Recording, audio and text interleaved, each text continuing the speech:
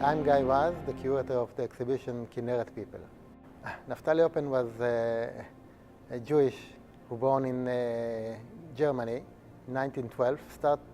Took photograph when he was 16 years old in Germany. In 1937, he made Aliyah because of the Nazis' racism, and part of his family murdered in the Holocaust. He came to Israel and get a polio just 1 year after. All his life was struggling. Through this struggling, he became a photographer, a very important photographer.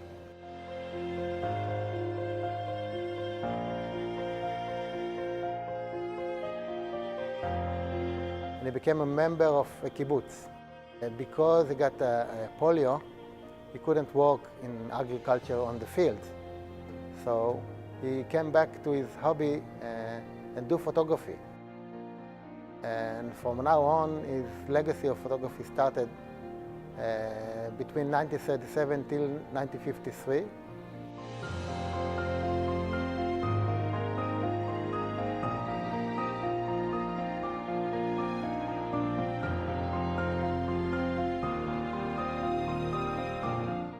He's a humanistic man. He's a very human man. And what he covered in his legacy of photography is not the big event of Eretz Israel or Palestine. He documented the backyard, okay? He was a member of the kibbutz near the Kinneret lake or Sea of Galilee, and document what I call the DNA of the Kinneret people. So he documents all the people that came to the area, also tourists and people from the country.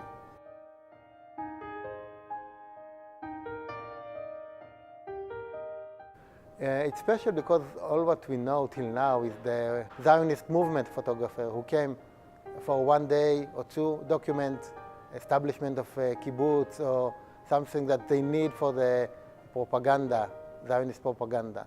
And what Oppenheim did is document his neighborhood during all days and all nights. So he became very close to the people. He knows the people. He didn't document the big event.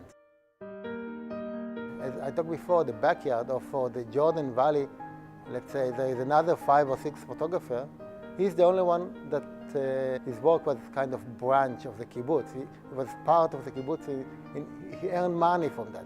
Other kibbutzim photographers make it just as a hobby.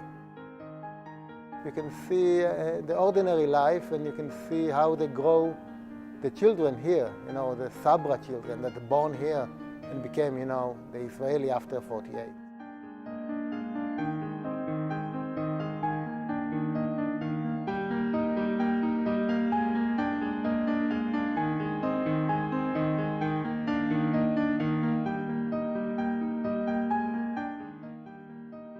He said by himself that he's not going to document ugly things, humanity and beauty and things like that.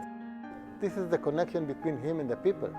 The camera, or in Hebrew we call it tzilum.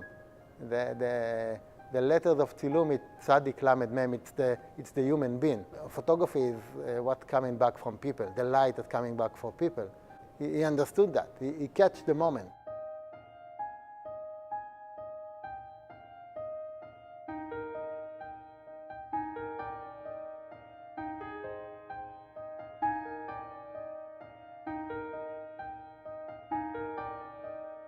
Even if it's not the big moment, it was a heroic time. They come alone and try to build something bigger than I think they believe in it. Oppenheim belonged to the second generation of pioneers. And these pioneers actually, built the state, built the country. At that time, there was just a few cameramen.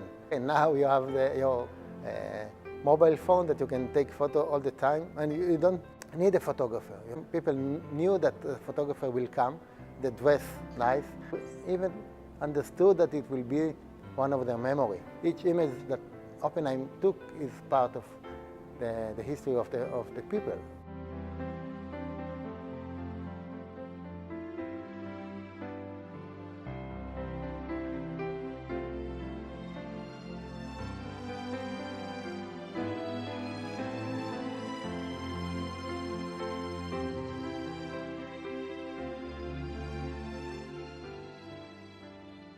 Photography was his own home in a way. His laboratory was in the kibbutz, in a watchtower. That above there was a garden, downstairs there was his laboratory of photography. So he built for himself. I think photography was his second home in a way, and he didn't care about a little bit what happened outside Europe or in the independent war or things like that. And also because he's polio, he couldn't go and document, events that he should run after things. And he didn't document, Ben Gurion, the prime minister. He just documented Ben Gurion, the person. There is a big festival of music in Engev every year, so he documents all these festivals. And many tourists that take a tour on a boat on the Kinneret, he also document them.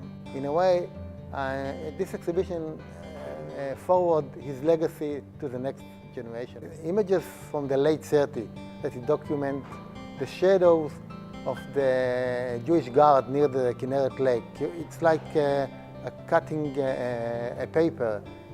Because he photographed the images against the sun. When he documented the funeral of the 6th member of the kibbutz that died in the independent war, it's in the same graveyard that he buried 6 years later. So he documented the place that he will bury in 6 years. He didn't know about it, but the funeral is very sensitive and maybe a sign for the future of him.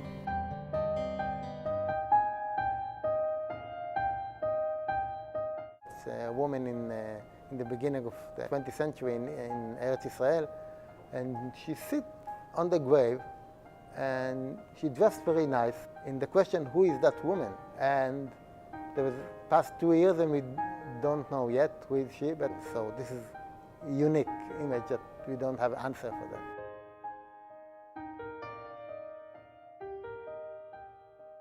There is 2 members of the kibbutz. One of them is the fisherman, and one of them maybe is the member of the kibbutz. And when he stands like that, it's the scale of the fish he cut, okay? So this is the idea of this image. There is 3 kids standing there with small trees to put them on the land. They are the young generation that put trees new trees in the land. The kid in the middle killed in Yom Kippur War. He became, the new Israeli, but killed, in a war to defend the country.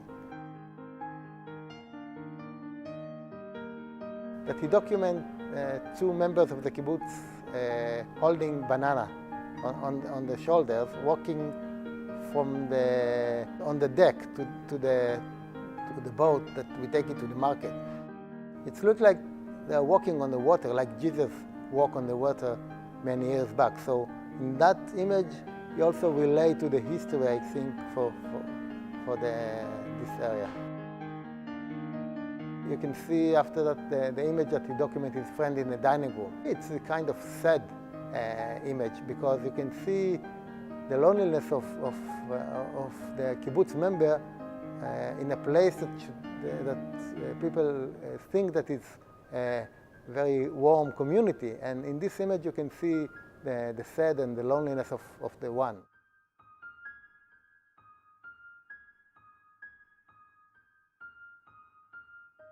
I don't think he believed, or maybe he wished that one day it will be an exhibition because he came from Europe, he knows what is art and he knows what is exhibit of photography, but I don't think he believed that one day it will be in the center history of photography in Tel Aviv.